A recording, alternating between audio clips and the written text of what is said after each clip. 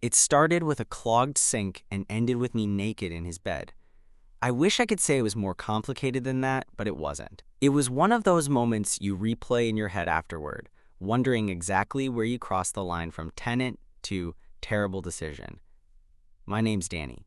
I'm 28, just barely hanging on to what I guess you could call a freelance career in photography, and I've been living in the same studio apartment in Silver Lake for the last 2 years.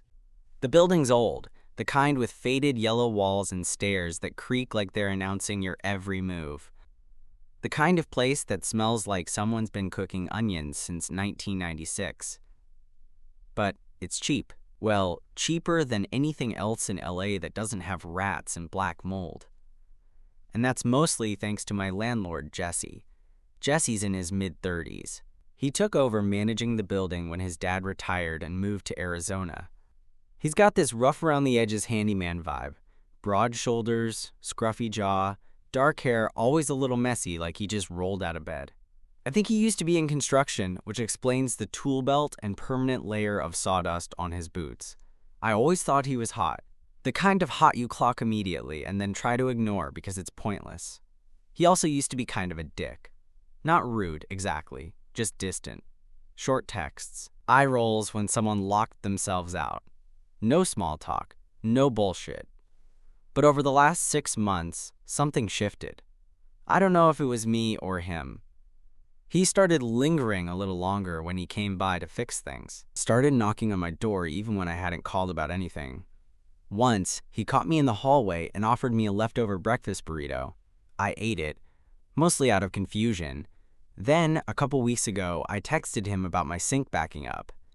I expected the usual, "I'll take a look sometime tomorrow." But instead, he replied, "You home now?" 20 minutes later, he was standing in my apartment in a navy blue tank top that honestly should have been illegal. His arms were ridiculous. Like, pick me up and ruin my life ridiculous. "Your drain's probably just full of gunk," he said, crouching down to check the pipes under the sink. "You use one of those beard trimmers right over the basin?" Yeah." He gave me a look. "Yeah, don't do that." I laughed, trying to act normal, but my eyes kept drifting to the way his shirt clung to his back as he leaned over. I turned to grab a glass of water just to give myself something to do, and then he swore under his breath. "What happened?" I asked. "Trap's jammed. I need to take the pipe off.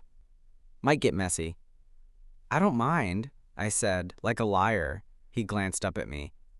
"You always this easygoing about having your kitchen flooded?" "Only when the guy fixing it looks like you." He paused. I don't know why I said it. Maybe I was tired of pretending I didn't notice. Maybe I'd had a weird day and was feeling bold. But there was this long, silent moment where we just looked at each other. No smirks, no jokes, just charged silence. Then he stood up, wiped his hands on a rag, and said, "I'm done here." I thought I'd gone too far. But instead of leaving, he stepped toward me. "Say that again," he said. My heart thudded in my chest. "What? That thing you just said? That you look good?" He nodded slowly. "You think about me?" I didn't answer. He took another step. "I think about you." That's when he kissed me. No hesitation, no build-up. Just full, reckless contact. I don't even remember how we made it to the couch. Clothes came off somewhere between the kitchen and living room. His hands were rough, his mouth warm, and when he pushed me back onto the cushions, it felt like gravity itself had changed direction. We didn't talk much. There wasn't anything to say. It was heat and weight and breathless pressure, months of tension unraveling all at once. Afterward, we lay there, tangled up in a way that felt both surreal and inevitable. He looked over at me, eyes a little sleepy. "You gonna be weird now?" "Probably," I said. He laughed, and for the first time, I saw him fully relaxed, like whatever mask he wore around the building had finally dropped. We didn't talk about it after that. He left a little while later, saying something vague about picking up parts. And 3 days later, when I slipped my rent check under his door like I always do, it felt different, like the envelope itself was blushing. So yeah, I was close with my landlord, and now rent is awkward. You ever try to go back to normal after sleeping with someone you weren't supposed to? Yeah, it's impossible. For the next week, I did everything I could to act like nothing had happened between Jesse and me. I avoided leaving my apartment during times I thought he might be around. I pretended I didn't hear his boots on the stairs. I even skipped laundry day, which meant I ended up wearing the same black hoodie 3 days in a row and started to smell like desperation. What made it worse was that Jesse didn't reach out. No text, no knock on the door, no awkward follow-up like, hey, that was a mistake, but cool if we just ignore it. Nothing. He just disappeared back into his usual routine like he hadn't had me moaning under him in my living room 4 days ago. I started to wonder if maybe I'd dreamed it. But then I found his rag on my counter, the one he used to wipe his hands after messing with my pipes. I picked it up like it might bite me. Nope, definitely real. The worst part? I missed him. Not in a let's run away together kind of way. I'm not that delusional. But there'd been this tension between us for so long. These little looks, the occasional brush of his arm when we passed in the hallway, that finally acting on it had been weirdly relieving. Like finally scratching an itch you didn't know was driving you insane. Now that it was scratched, though, all I could feel was the silence. I got through the rest of the week like I was in some slow-motion video. I worked on some photo edits, went to a shoot that didn't pay enough, scrolled Instagram too much, and half-heartedly tried to convince myself it wasn't a big deal. I mean, people hook up all the time, right? It was Friday night when everything boiled over. I was in the middle of a late-night editing binge, half-caffeinated and annoyed at Lightroom for being glitchy, when I heard a knock. 3 slow, deliberate knocks. I froze. My heart dropped right into my stomach. Nobody knocked like that. Except him. I stood up so fast I almost knocked my coffee over. Then I stared at the door for a full 5 seconds like it might be a hallucination. Another knock, same rhythm. I cracked the door open, and there he was. Jesse, still in jeans and a black t-shirt, like he'd just finished fixing something. His hair was damp like he'd just showered. He had that same unreadable look he always wore when he was about to say something important, but didn't want to give too much away. "Hey," he said. "Hey." A pause. "Can I come in for a second?" I nodded and stepped aside. He walked in, glanced around like he was making sure I hadn't transformed my studio into some shrine to him. Then he rubbed the back of his neck, clearly uncomfortable. "Look," he started. I wasn't going to say anything. I figured we could just move on. You know, no drama. "Okay," I said slowly. "But you've been avoiding me." I blinked. "I have not." He raised an eyebrow. "Okay, maybe a little." Jesse sighed, sitting down on the edge of my couch. The same spot where he'd, well, you know, "I didn't mean for it to be weird," he said. I leaned against the kitchen counter, arms crossed. "I don't think either of us meant anything." He looked at me for a second, then nodded. "Right." We sat in silence. It wasn't quite hostile. More like painfully careful. Like two people trying to walk around a broken plate on the floor, pretending it wasn't theirs. "I just want to make sure you're good," he said eventually. "Like this won't mess up anything, with the lease or whatever." There it was. The reason he was really here. "You mean, are you still allowed to kick me out if I stop paying rent?" He cracked a small smile. "Exactly." I rolled my eyes, but it broke the tension a little. I walked over and sat across from him, not too close, just enough. "I'm not going to make this a thing," I said. "I'm not going to write a Yelp review about seductive landlords or whatever." He laughed at that, just a short exhale through his nose. But it was real. "So we're cool?" he asked. I nodded. "We're cool." Another pause. "Okay," he said, standing up. "Then I'll let you get back to whatever you were doing." He was halfway to the door when I asked, "Was it just a one-time thing for you?" He stopped, didn't turn around right away. "I don't know," he said, finally facing me. "It was supposed to be." "And now?" He shrugged. "Now I keep thinking about it." "About me?" He gave me a look like I was being dense. "You think I just fixed drains for fun?" I don't know what came over me. Maybe I was tired of pretending. Maybe I just didn't want the night to end with more silence. So I walked over to him, close enough that I could smell his soap again. clean and sharp and so annoyingly him. He looked at me like he was waiting for me to make the first move this time. I kissed him. It was slower than the first time. Less rushed. Less heat. More weight. His hands landed on my waist like he'd done it 100 times before. When we pulled apart, he rested his forehead against mine. "I should probably go," he murmured. "You probably should." Neither of us moved. 10 minutes later, we were back on the couch. This time slower, this time with intention. Like we knew exactly what we were doing, and that we were going to do it again. The next morning, I woke up with his arms slung across my waist and sunlight creeping through the blinds like it was trying to catch us doing something we shouldn't. I didn't move right away. It wasn't just the physical weight of him, though that was definitely part of it. It was the quiet, the rare kind that only happens when two people are still in the middle of figuring out what this is. When you know something changed, but you haven't had the guts to name it yet. He was still asleep, breathing steady, his face softer in the morning light, lips slightly parted, that scruff a little more noticeable. I traced the edge of his shoulder with my eyes and tried not to overthink it. Too late. I was overthinking everything. The first time could have been brushed off as tension, convenience, boredom. But twice? That felt different. Twice meant he'd come back. Meant I hadn't scared him off. Meant maybe he wanted it too.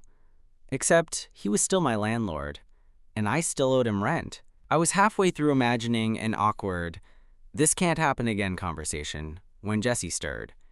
His eyes opened slowly, squinting at the light, and then he looked over at me. There was a second of confusion on his face. Just one, and then a subtle, sleepy smirk.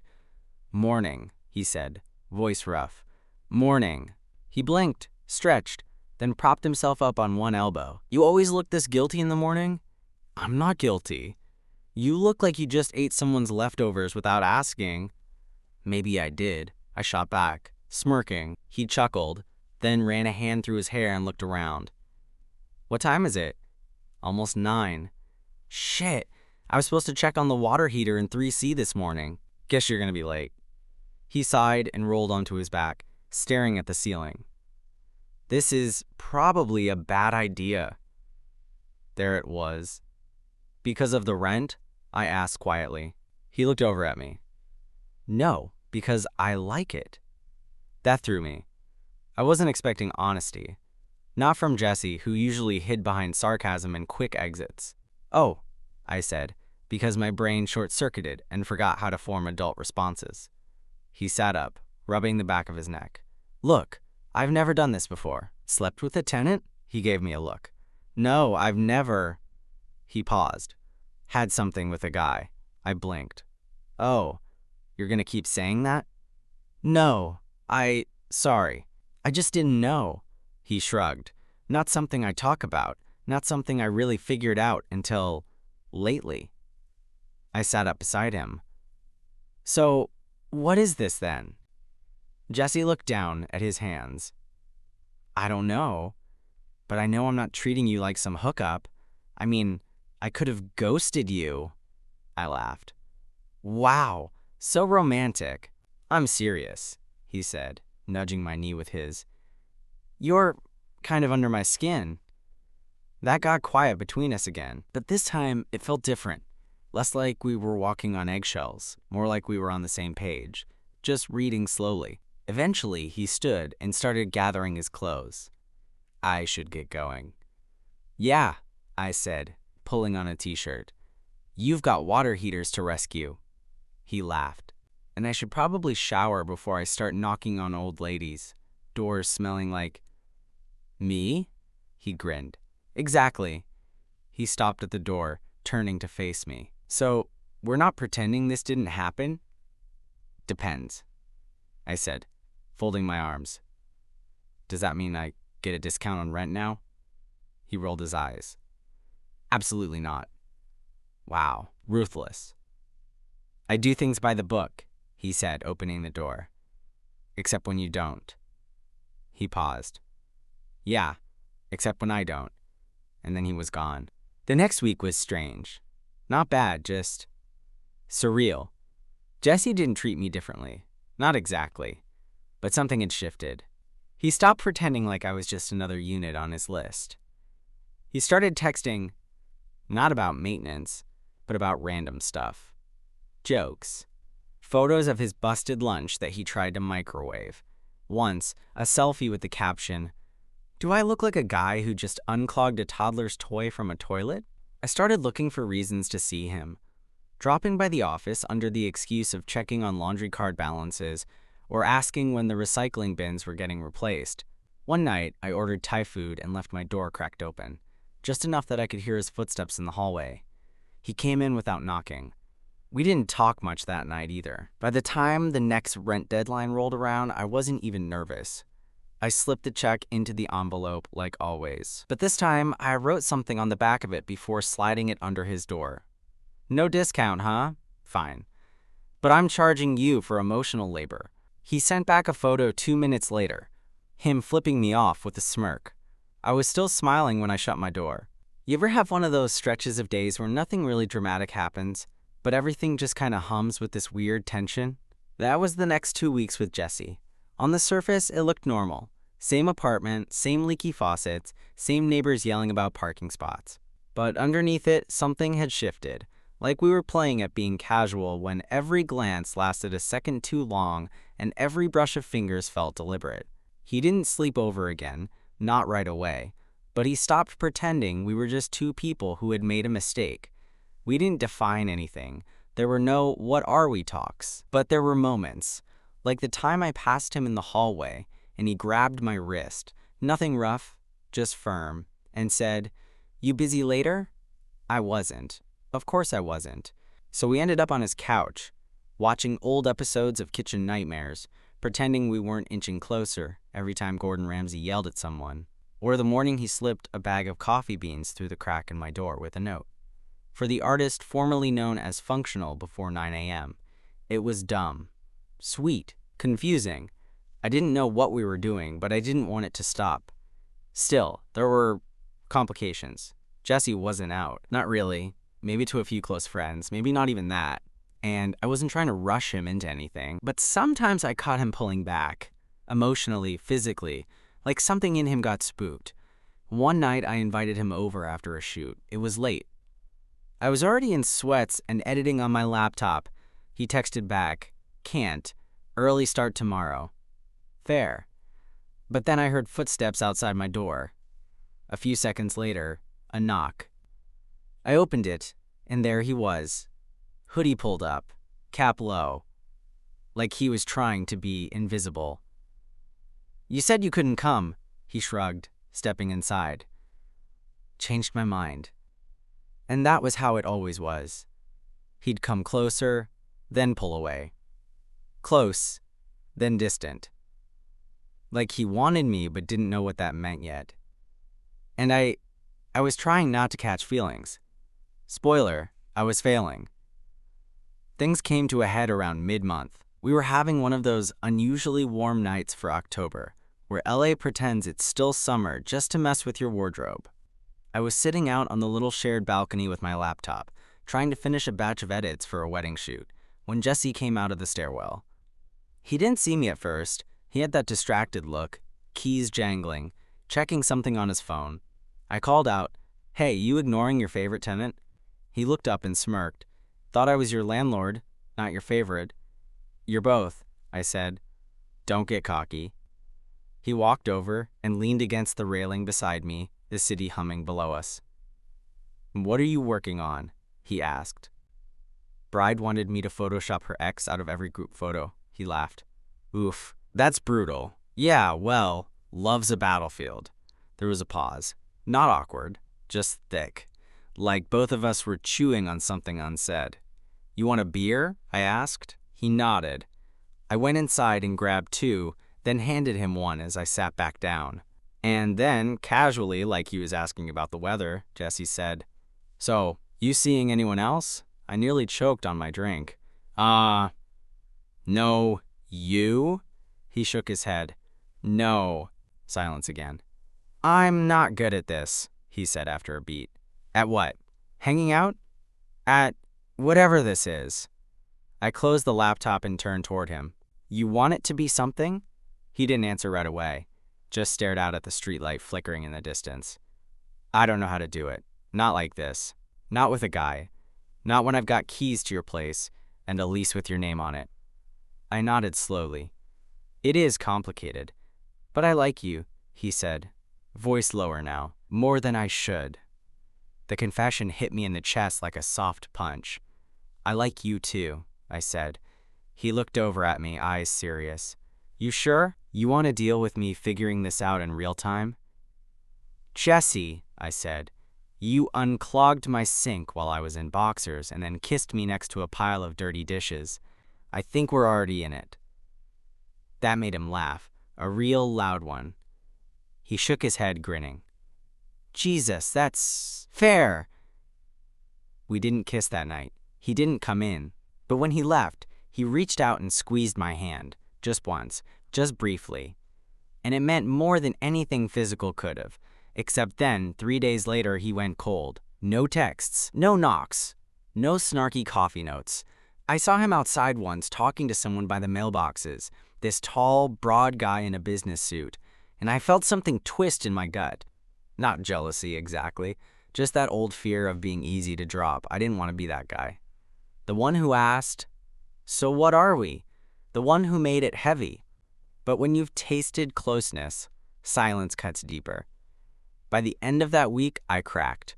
I marched down to the basement office where Jesse usually did paperwork, knocked once, then let myself in when I heard a muffled, "Yeah?" He was at his desk, looking tired, like he hadn't slept much. He looked up, surprised. "Hey, you good?" I asked. He nodded, but his jaw tightened. "Because I haven't heard from you, and I'm starting to feel like I read this all wrong." He stood, walked around the desk, stopped a few feet from me. "You didn't," he said. "You didn't read it wrong." "Then what's going on?" He looked down, then back up at me. I got scared. I waited. My brother's getting married next weekend. My whole family's gonna be there. They still think I'm straight. Hell, I've spent 35 years trying to convince myself of that. He exhaled, and then I met you. That pulled the air out of the room. Jesse, I don't want to force anything, but I also can't keep being in this halfway thing. I know, he said. You deserve better than that. I didn't say anything, just waited. He stepped closer. I don't know what I'm doing, but I know I want to figure it out with you. I nodded. Okay. Yeah, just don't ghost me again or I'm charging double for emotional trauma. He laughed. Deal. And then he kissed me. Soft, slow, like an apology and a promise all wrapped into one. I didn't know what would happen next. But I knew this wasn't just about rent anymore. You'd think that after a confession like that, him admitting he wanted to figure things out with me, everything would get easier. Spoiler, it didn't. If anything, things got more complicated. For a while, it was good.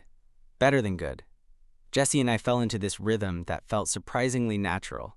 He'd swing by after making rounds in the building, pretending he just needed to check the vents or inspect the hallway caulking, even though we both knew it was just code for wanna hang out. Sometimes he'd stay for 20 minutes, sometimes for the night, and when we were alone, it felt real, uncomplicated. He was softer than I expected, physically, emotionally.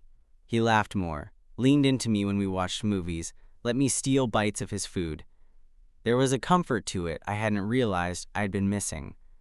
But in public, that's where things cracked. At first it was subtle, him pulling away a little if someone else was around, stepping out of my apartment like we hadn't been wrapped around each other 10 minutes earlier. I tried not to take it personally. I knew where he was coming from. It was new for him. He wasn't out to his family, his friends, anyone. But when you're already out, when you've done the work of owning who you are, it's hard not to feel like you're being hidden. The breaking point came the following weekend, the night after his brother's wedding. I hadn't expected him to invite me. Of course I hadn't. I wasn't delusional, but I figured I'd at least hear from him afterward. A text, a check-in, something. Instead, nothing. Total radio silence. By Sunday night, I was pacing around my apartment like a maniac, having one of those internal debates where every possible explanation sounded worse than the last. Maybe his family had said something awful.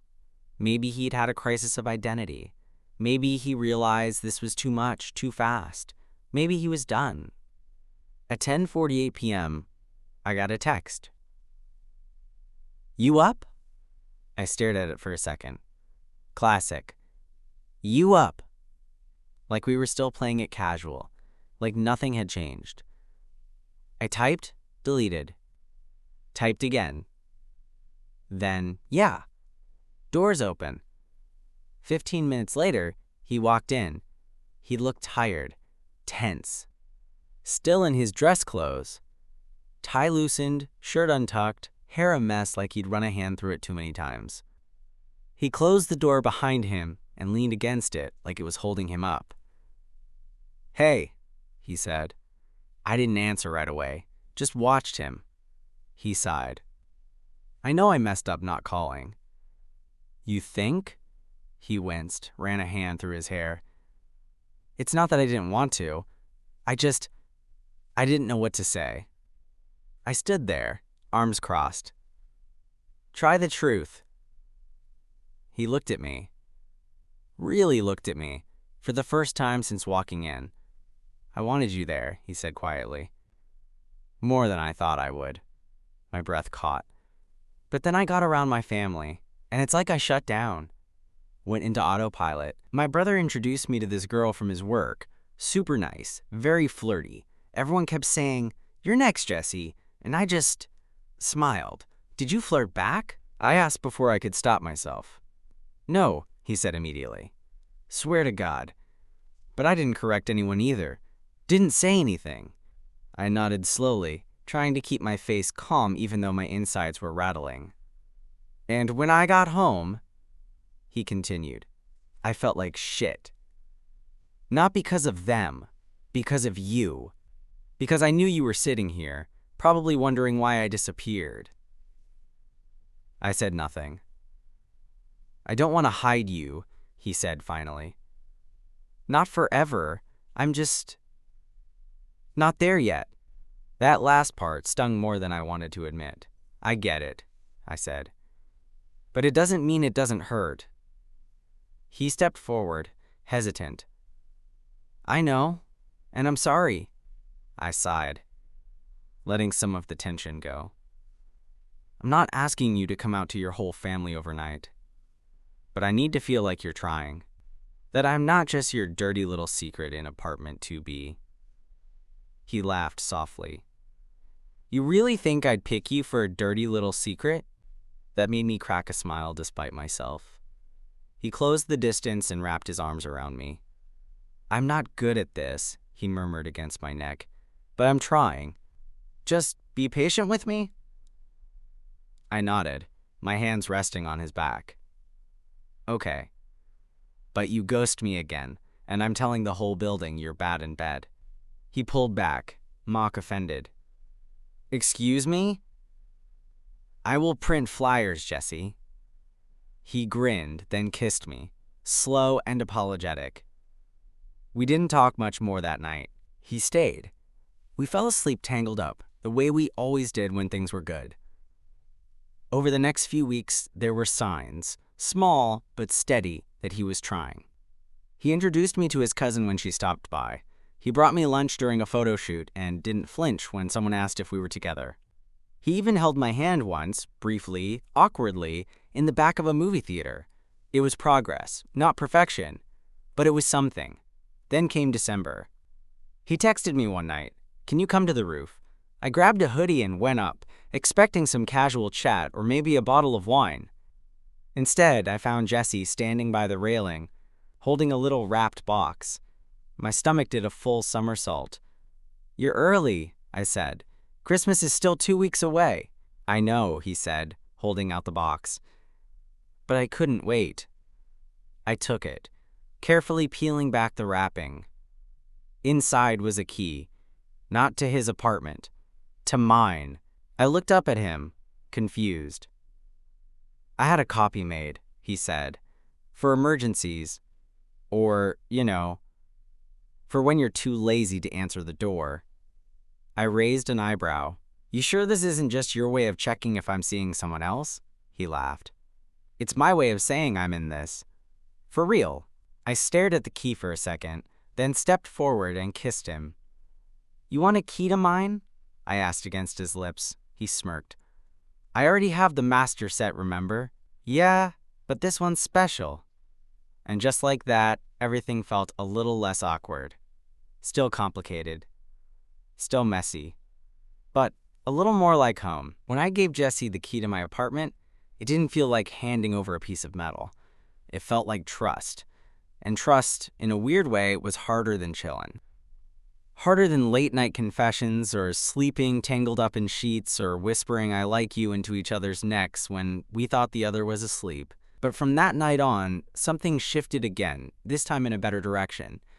He started using the key, casually, like he was testing out what it felt like to belong there. He'd pop in after finishing repairs in another unit. Sometimes he'd show up with takeout, already knowing I hadn't eaten.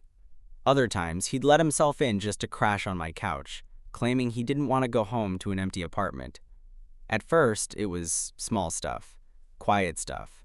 He'd throw his hoodie over the back of my kitchen chair, leave his boots by the door, steal my toothpaste, and complain about the flavor. I didn't call him out for any of it. Because secretly, I liked it. I liked that my apartment started smelling faintly like his cologne. I liked hearing him whistle in the bathroom while he shaved. I liked the way he started to take up space, not in an invasive way, but in the way people do when they're slowly letting their guard down. It wasn't official. We hadn't said the word boyfriend out loud, not yet, but it was implied, until his dad showed up. It was a Thursday afternoon. I was editing headshots from a shoot when I heard voices in the hallway. I wasn't paying attention, half listening to a podcast, zoning out, until there was a knock at my door. Not Jesse's knock. Not the familiar 3-count rhythm I'd come to recognize like a heartbeat. This one was sharp, businesslike. I opened the door and came face to face with an older version of Jesse, taller, grayer, but with the same eyes. Hi, he said, offering a hand. You must be Daniel. I shook it, startled. Yeah, that's me. I'm Frank, he said. Jesse's dad. Right, the original landlord, the one who'd moved to Arizona. Before I could say anything else, Jesse appeared from around the corner, keys in hand, and a look on his face like someone had just pulled the fire alarm in his brain. Dad, what are you doing here? Frank turned, clapping him on the shoulder. Came into town early. You didn't answer your phone, so I figured I'd swing by and surprise you. Thought I'd check on the building. Jesse's eyes flicked to me, then back to his dad. You could have called first, Frank shrugged. Wanted to see how you were handling things. And meet the tenant who keeps emailing me compliments about you. I blinked. What? Jesse groaned. That was from like 6 months ago. I told him the sink fix was fast. Frank chuckled. Well, it's appreciated. The conversation felt loaded. Not in a dangerous way, but in that way where everyone's aware of what's not being said. Especially when Frank turned back to me and said, So, you two get along all right? I could feel Jesse stiffen beside me. I smiled, polite.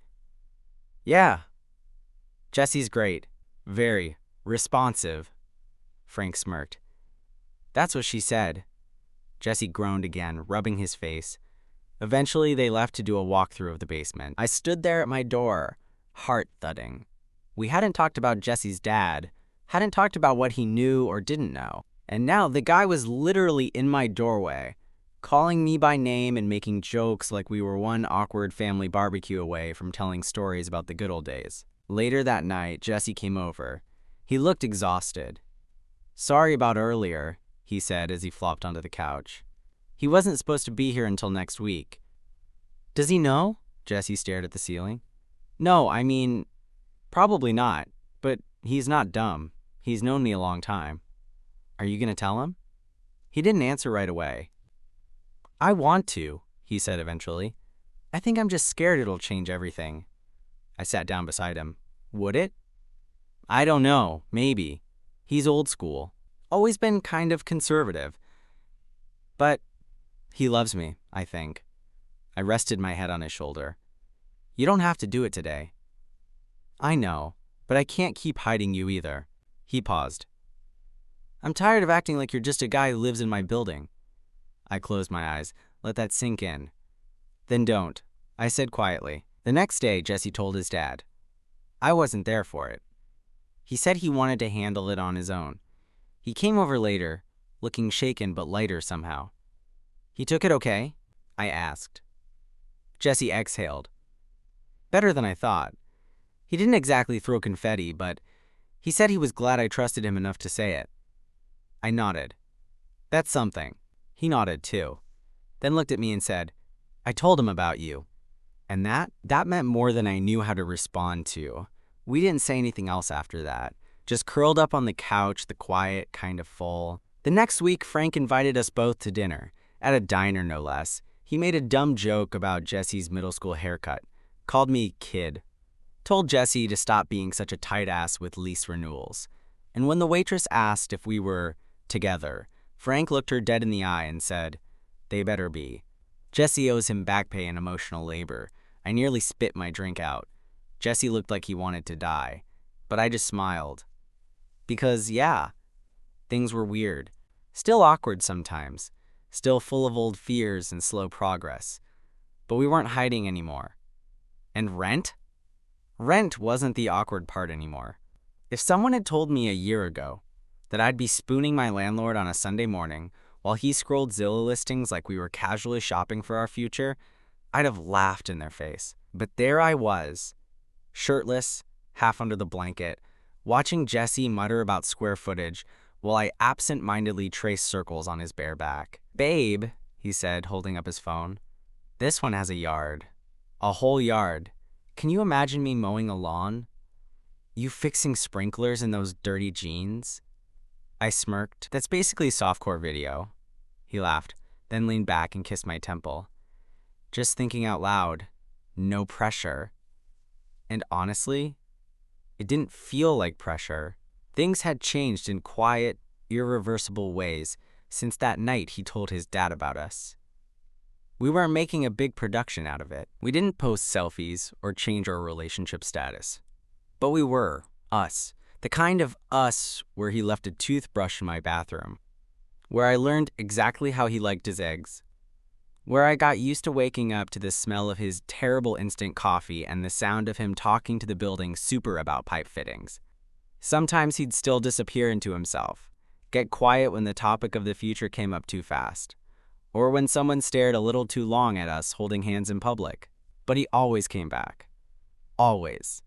And the building? Well, that was still awkward. Mostly because people started to notice. There was Mrs. Goldman from 1A who caught us unloading groceries together and gave Jesse a very pointed look when he carried both of our bags up the stairs. There was the guy from 5C who saw me grab Jesse's arm once and whistled under his breath like we were some soap opera cliffhanger. And of course, there was the monthly maintenance bulletin Jesse used to sign at management. Last week it said Jesse and Daniel. Yeah? Subtle. I asked him about it and he just said, if I have to warn people about frozen pipes, they should know who I'm freezing them with. He was a dork, but he was my dork. But even with all that, how far we'd come, there was still one last thing hanging over our heads, the lease. Mine was up for renewal at the end of the month. Jesse had given me the new paperwork a few weeks ago. Standard stuff, slipped under my door like always, but I hadn't signed it yet. Not because I was planning on leaving, but because, well, I didn't know how to bring it up. Were we doing the move-in together thing? Were we still doing the your place, my place, dance forever? And more than that, was he ready? We were eating takeout on my couch when I finally brought it up. So, I haven't signed the lease. Jesse looked up from his spring roll. Why not? I shrugged. Was waiting. He raised an eyebrow. For what? For you to say something. He set the food down and gave me that look. The one where he's trying to read between the lines, but already knows the answer. You want to move in, he said. I want to not pretend like I don't already live here 5 nights a week, he grinned. Fair. Silence. Then he said, I was gonna ask, just didn't know if you were ready. Jesse, I literally bought drawer organizers for your place. His expression shifted, soft, slightly amused. You did? Yeah, your sock situation was offensive. He leaned over and kissed me. Quick, easy, familiar. Then let's do it. And just like that, it was decided. We signed the lease together. Not mine. His. He crossed my name off the tenant list and added it to the building manager records as, quote, co-occupant, not responsible for rent. I gave him a look. He winked. Perks. I rolled my eyes. So now I don't pay rent, but I have to deal with tenant complaints about their dishwashers? Exactly. We told the other residents eventually. Not in a meeting or anything formal. Just little moments. Shared laundry loads. Me unlocking the supply closet when Jesse forgot his keys. Us sitting together during fire alarm tests like two exhausted parents. It became normal. That didn't mean it stopped being weird sometimes. Like when I had to listen to someone complain about the guy in 2B leaving his trash out too long, and I had to pretend I wasn't the guy in 2B. Or when Jesse got flirted with in front of me by a new tenant, and I had to resist the urge to say, he's taken. And also, he's terrible at folding towels. But we managed. Somehow, awkward became ordinary, and ordinary became good. One night, a few months later, we were sitting on the roof, our spot. 2 folding chairs, 1 old speaker, and a blanket Jesse had borrowed from the building's lost and found and never returned. We were watching the lights flicker over downtown, drinks in hand, music low. He looked over at me, eyes a little glassy. You know I didn't plan for any of this, right? I know. I just needed a new job, somewhere cheap to live. I didn't expect... He trailed off. Me? He nodded. Yeah, you. I reached over and laced my fingers with his. Well, you got stuck with me. He smiled. Worst tenant I've ever had. Liar. He kissed my knuckles. And in that moment, sitting above the city, with the hum of traffic below and his fingers tight around mine, I realized something. This wasn't just about chillin'. It never was. It was about the moments after, the rent checks and the silence, the fear and the furniture, the first key and the second chance. And yeah, maybe rent was awkward at first. But this felt like home. Somewhere along the way, we stopped talking about moving in like it was a big deal. It just was. Jesse's toolbox lived in the closet. My camera gear had taken over one corner of the living room. Our fridge was a shared chaos of takeout leftovers and half-eaten granola bars, and the laundry basket was full of both our socks, permanently mismatched and constantly arguing for space. We still had our moments. Jesse could be stubborn as hell, especially when it came to work. I had a habit of bottling things until I exploded over something stupid, like the way he left cabinet doors open. We weren't perfect, but we were real. And maybe the most surprising part? The building got used to us. The initial gossip faded. People stopped pretending it was weird and started coming to me when Jesse wasn't around, asking if I could pass along messages or tell him about a light that was flickering in the stairwell. They called me the other landlord now, even though I'd never signed anything official. And Jesse, he kept showing up, in big ways and small ones. He took me to his cousin's wedding and introduced me as his boyfriend. He put my name on the buzzer downstairs. He framed one of my photos, one I'd taken of the building at dusk, soft golden light spilling from the windows, and hung it above our bed. He started telling people about us. Not in a showy way, just honest. Proud. I think he surprised himself with how natural it became, how right it felt. One night, I caught him talking to a new tenant in the courtyard. She asked him if there was anything she should know about the building. He smiled and said, yeah, 2B's got the best view. He meant me. A few months later, we were lying in bed, me half asleep, him reading something on his phone, when he looked over and said, you know, you're technically still a tenant. I cracked an eye open. Yeah? He grinned. I was thinking, maybe we change that. I blinked. What? Like, take me off the lease? He shook his head. No, like, take us off the lease, sell the place. Get a new one. Together. I sat up. You want to move? He shrugged, then nodded. I want a place that's ours, not just yours, not just mine, something we pick together. I stared at him, heart suddenly way too full. And maybe, he added, if we're already signing papers, we make it official. I blinked. Like, official? Official? He didn't pull out a ring. He didn't drop to one knee. It wasn't some grand gesture. It was just a question. Real, simple, quiet. Like us. And I didn't even have to think before I answered. Yeah, I whispered. Let's do it. So, yeah, I hooked up with my landlord. Rent was awkward. But now? Now it's just the beginning of something bigger, of something ours. And I wouldn't change a thing.